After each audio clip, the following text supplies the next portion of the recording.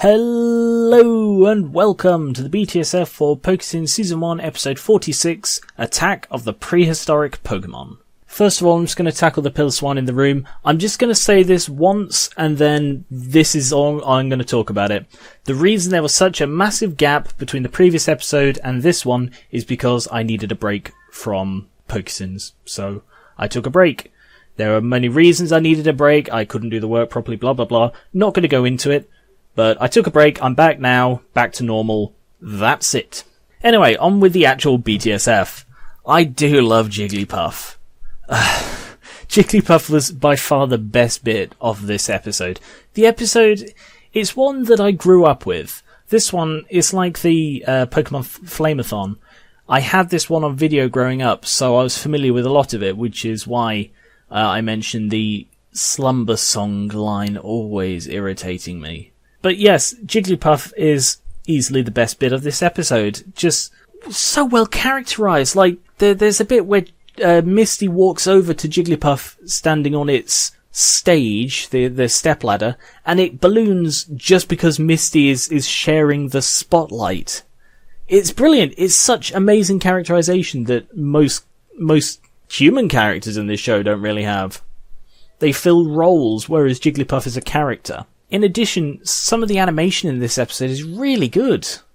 I can't think off the top of my head. Oh no, yeah, I can. The bit where they're running down the mountain and they're sort of doing actions while running, and that's sort of rare for this show. The interaction between Aerodactyl and Charmeleon, as really awkward as it was still sort of an extra detail that hasn't been in most of the episodes in the season. Overall, I thought the animation in this one was better than normal, but there were no sort of standouty moments that required a plusle. It was just something I noticed in general. And the last thing in this bit to talk about is the whole government cover-up thing. It never occurred to me. It never occurred to me that it was a government cover-up. As a child, I just immediately bought what they said about, oh, it's unsafe to dig here, and if you saw something, you are mistaken. Whereas now it's like, bloody hell, that is completely a government cover-up.